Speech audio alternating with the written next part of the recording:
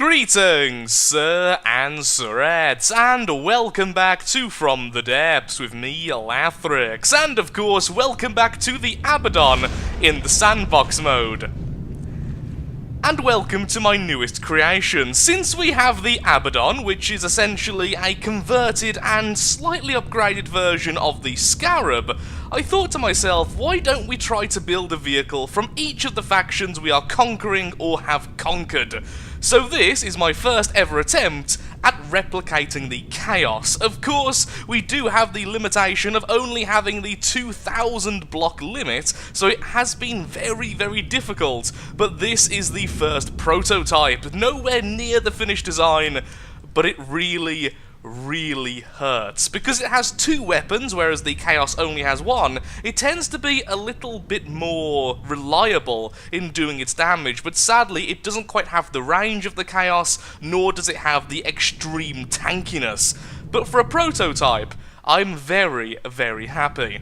Where did that bison just spawn in? Over there. Once again, just like in the last video, hello from the future, but this time, we're not going to spoil how the vehicle ends up, because honestly, it takes a few weird turns. Anyhow, I just want to say a big thank you to everyone who liked the previous video, the previous From the Depths. I have never had so many likes and so many comments within the first 24 hours of posting a video before. It really is heartwarming, and I just want to say I'm so appreciative of everyone who did that. Thank you so much. I literally just checked at the end of this video, and I just want to say thank you, really. It's a massive help, and it's going to help out a lot with the insanity that YouTube is currently pulling. So, just thank you. And back on with the video.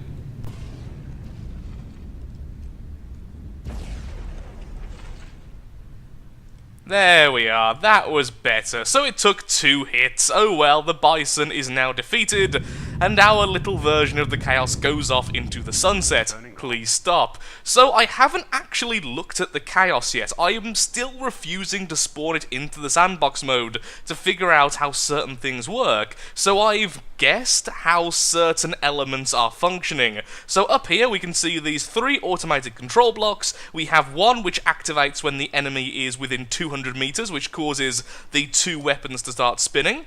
We then have the second one, which if there's no enemies within 200 meters, or there's just no enemies full stop, it will then stop spinning, and the final one which returns it to this stationary position, because honestly it just looks far better, and it's far more streamlined. It's kind of weird how things on spin blocks are actually affected by air resistance and drag in this game, but I'm going to assume, possibly incorrectly, that they are indeed affected by things like that. I did try to use the land AI for a very long time, and I could not get it to work in the way the Chaos seems to act. So I've gone for an aerial AI, so technically speaking, this thing does actually think it's a flyer. And we could actually turn it into a flyer incredibly easily, but let's pretend that's not the case, and it actually thinks it's a tank. Most of the speed does come from the excess amount of wheels we are using. We have wheels all the way along both of the sides for massive amounts of redundancy. We then have a fairly weak PID system, keeping this thing stable. The one concern I do have is the turn rate of this craft is definitely not as good as the Chaos. But saying that, it does go at least double the speed, so perhaps that's one of the reasons. It could also be a reason why it keeps on flipping the target and getting underneath them, rather than simply going through them like the Chaos does. The Chaos is both heavier and slower, so it grinds the enemy rather than rams them. This one rams them more than grinds them. So what we're going to do is slow this thing a lot down and see if that makes any difference. I'll also turn off a lot of the wheels in the midsection, so hopefully we can go down to maybe 40-50 meters per second rather than just shy of 100. Also after this, I am going to make a really large Cram cannon tank, which will be our version of the Onyx Watch. We're going a little bit crazy today in terms of designs. Or perhaps next episode. We'll see how long this takes to perfect. Okay, we've gone a little bit further than I originally intended, and now it's only moving at 32 meters per second. Let's see if there's any difference when it hits the bison. And let's see how good the turning is if it doesn't kill it straight away. That looks so slow because how long this vehicle is. On the Krull, this actually looks like a decent speed.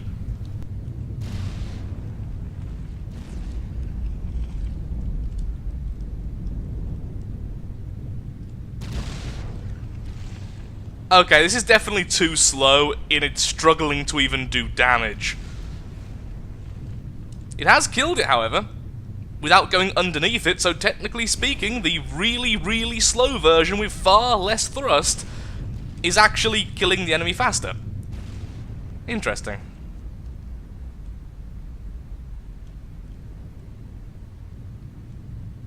And has got stuck on the debris, because nowhere near enough thrust.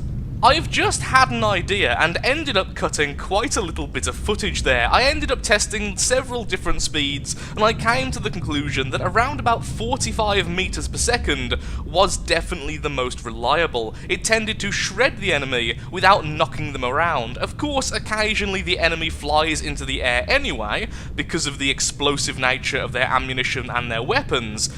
But that didn't happen because of the impact, at least, so it became far more reliable. But straight after doing that, I had an idea. Why don't we simply have a control block, this lovely control block here, which is set so when the enemy range is less than 300, let's actually put the 300 in correctly, shall we? If we turn on numlock, there we are. We turn our thrusters down to drive faction 0.4. This way we can have the maximum speed of 100 meters per second, but once we reach the target, or at least get close enough, we slow down so that our turning is better, and that we can reliably shred the enemy rather than bouncing them around like a bouncy ball. Also, if I add a couple more of these, I can also set it so once the enemy then is far enough away, it turns back to full. So this one would be, if enemy range is more than, was it 300 I just put it as? Then we have the drive faction set to maximum. Okay, let's see how this does.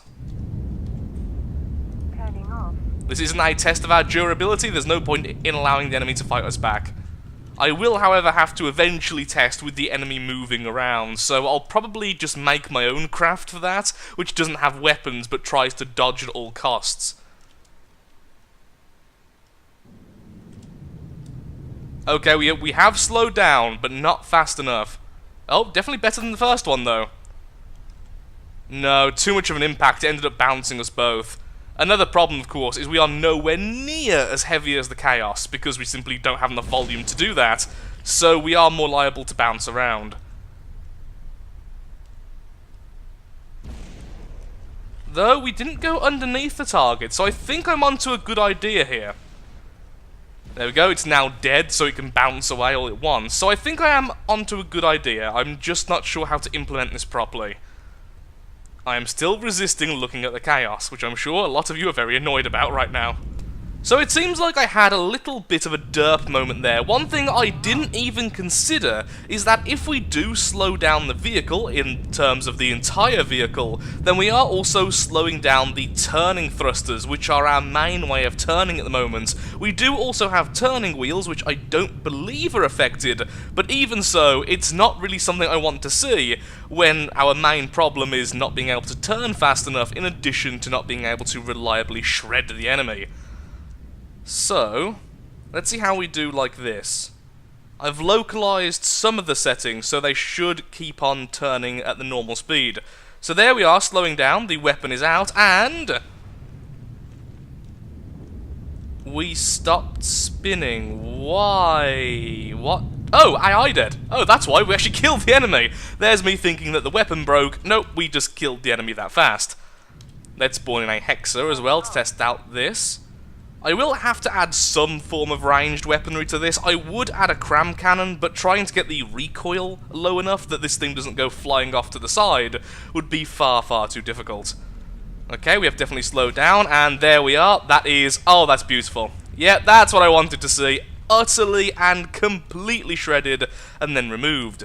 Now, in terms of continuous damage, spin blocks with rams on them don't do continuous damage in the way you would think, so it's never going to be that consistent, because it does count as being just a solid object, not the moving object, because the developer does want the use of The drill, which is true continuous damage. The thing is with the spin blocks is it does add speed to the ramming process, which was removed, then re-added, then removed again, then added back very weirdly, which I'm still not 100% certain about, but it does add a lot of benefits. Also, of course, having the weapon so far out means that explosions tend to hit the weapon, which is pure heavy metal, rather than the rest of the chassis, which also happens to be heavy metal in this case, but even so, it does house some rather vulnerable sections, especially since all of this is weapon, and only this small section back here is the actual tank segment. Okay, I got far too curious. We are about to attack a Beholder. This is the other very large vehicle of the White Flyers, but it's of course not the Chaos. The Chaos is the one we still have issue with, and the one I will not look inside of. The Beholder, we've actually killed so many times now, I no longer see it as a major threat, just a very good vehicle. How did we just do EMP damage?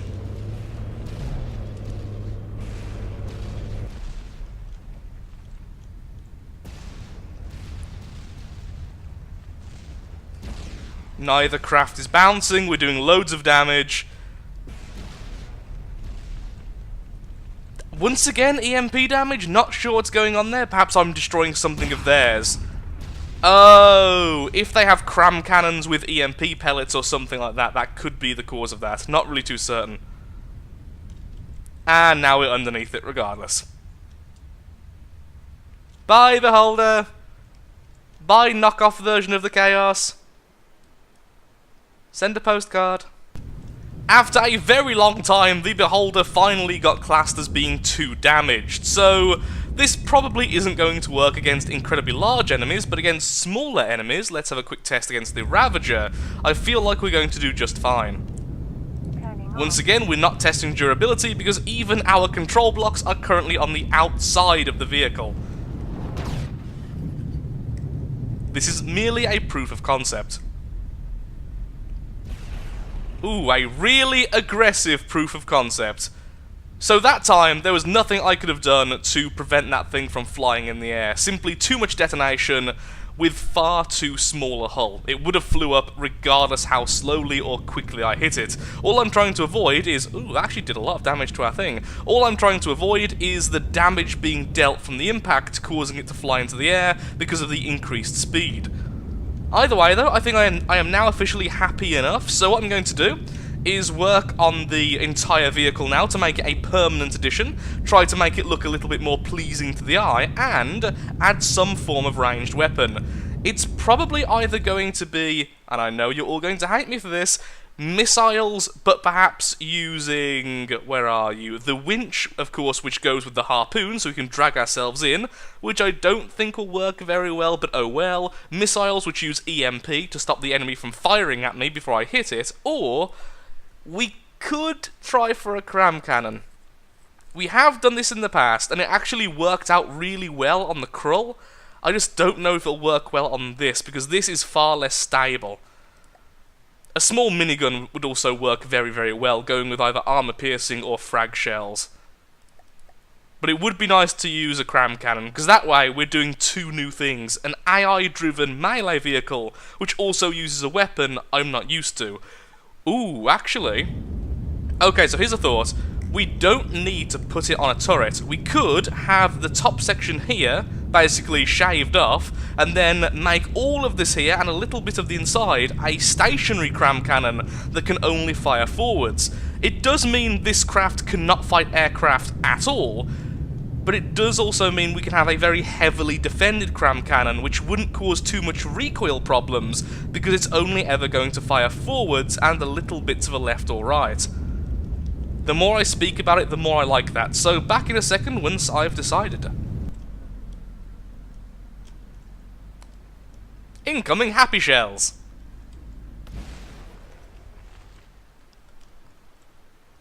One shot, one kill. Well, two shots, but from the same turret. You get the general idea. Okay, that wasn't that bad, especially considering this isn't an overly huge cannon.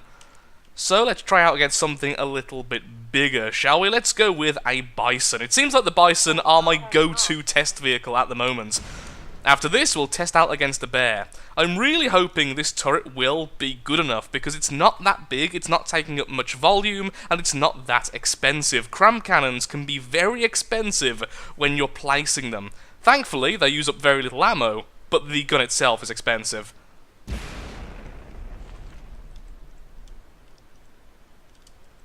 Okay then. You appear to be missing your backside. In fact, you're dead as well. So, 2 for 2, 1-shot kill. Ignore salvage. I may have been messing around with the AI. So, last test, Steel Empire, let's go with the bear. The bear is quite a well-defended vehicle. Bear, there we are. Hello.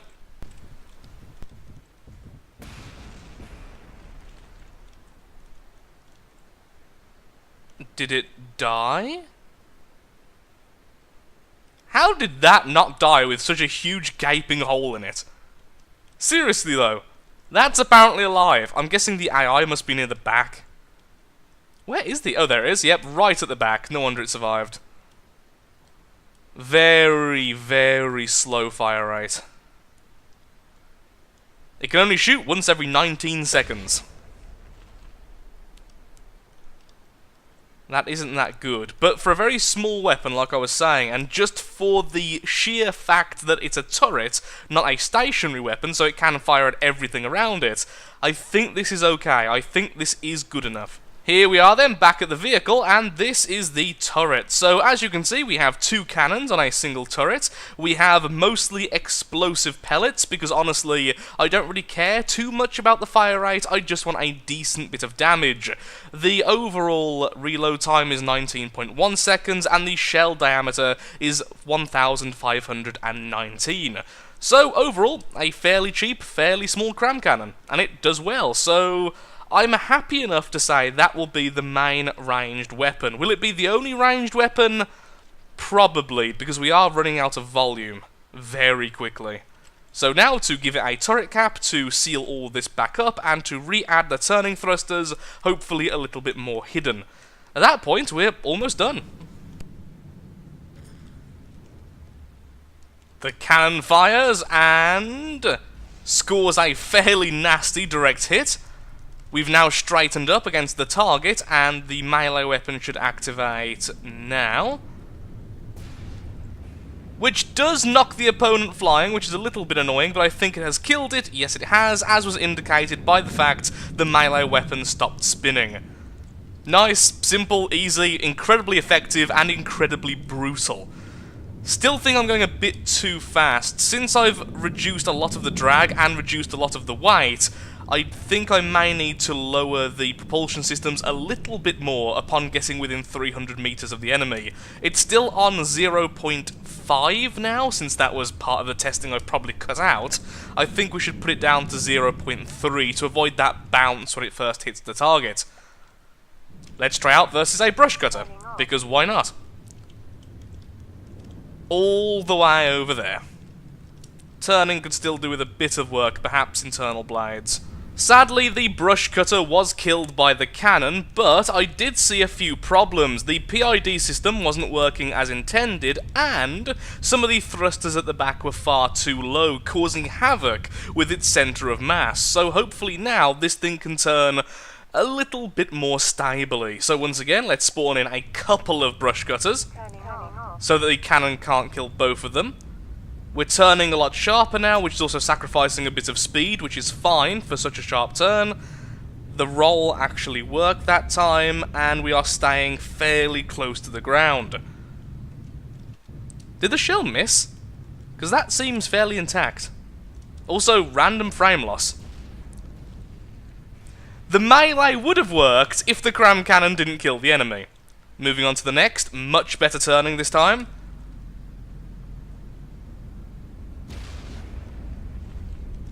And that is perfect. Haven't yet added a failsafe. May have just detonated on myself. Okay, so the turret still needs a failsafe. Let's do that now before I forget again. Remember, kids, always use protection before firing your cannon. Oh, have I put this in a bad place? Yes, I have. There we are. Try that again. Also, don't put your cannon in bad places. There we are, okay, all good, and now we do indeed have a failsafe, so we won't shoot ourselves again like that. Doesn't help with other vehicles nearby, which are friendly, but certainly will help in that situation. We're also on rough terrain, and the front is pitching correctly as it should, along with the back. The roll is working, but this vehicle really isn't designed to deal with this type of terrain, as demonstrated by losing a little bit of armor on the side. Well, it's dealing with it better than it was a moment ago, but even so. Let's continue work. About 10 minutes later, and here we are. I think it's about time we call the episode. Overall, I'm actually really happy with my progress, considering this was more of an experiment, more of a proof of concept, and since I had the self-imposed handicap of not looking at the chaos by spawning it in on my side and simply taking it apart, I think I've done a very good job. It's just the way I tend to learn things. I learn through trial and error, and by looking at the chaos, I simply wouldn't have learnt very well. So here we are with the end result. If you have any name suggestions, then please in the comments below, feel free to leave them. I will be looking at all of them. I have recently been looking at all of the name suggestions for our new jet plane, and wow, there are so many good ones, I actually don't know which one to pick. Normally it's a matter of not having one good name, but in this case, there's so many good names, I'm not sure which one I'm going to go with. And once I name a vehicle, I don't like renaming it, so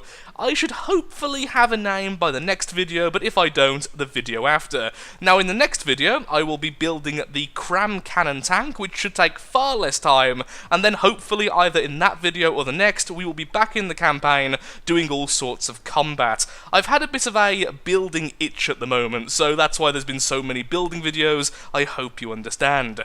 Now, as for this vehicle, to finish it off, what I'm going to be doing is adding shields and reworking the back section. At the moment, it looks a little bit patchwork, which I'm really not too happy with, considering the rest of the vehicle is very striking shapes, but overall looks somewhat smooth. The back here looks a little bit insane, so going to shorten it a bit, smooth it out into that section, and then hopefully it will look a lot better, especially since then we can add some shielding on the inside facing outwards, and everything will be nice and good.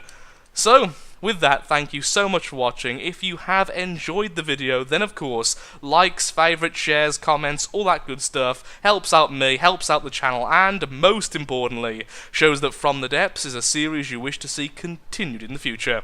It's far too early in the morning now, and I'm going to finally go to sleep.